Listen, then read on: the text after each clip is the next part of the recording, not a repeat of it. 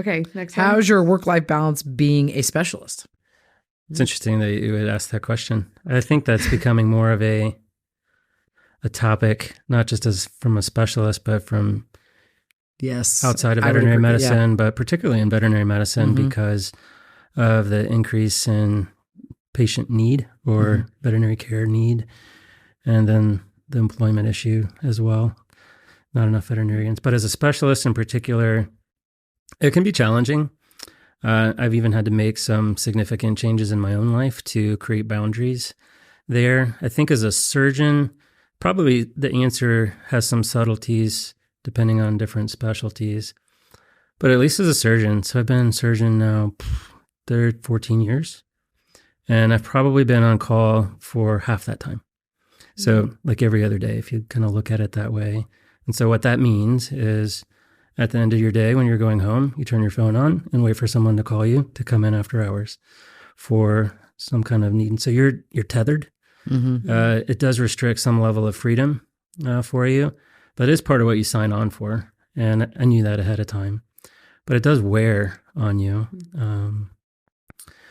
And it's okay to create some boundaries. So call for me would be one area where I've struggled to find a good balance. I can't say that my life is always balanced, but trying to make it there. The other probably would be with inpatient cases. So what I mean by that, say at the end of your work week, Friday afternoon, you get a case that is critical, like a septic abdomen or a liver lobectomy that you just did that is now not doing well. And well, you can't just send it home. When you're walking out of the hospital, somebody's got to take care of it, and not every facility has someone to hand that off to. And so oftentimes, at least in my experience, that is still me to manage that post-operatively. So even if I'm not on call for that weekend, I'm still up there checking on patients and making sure they're taken care of.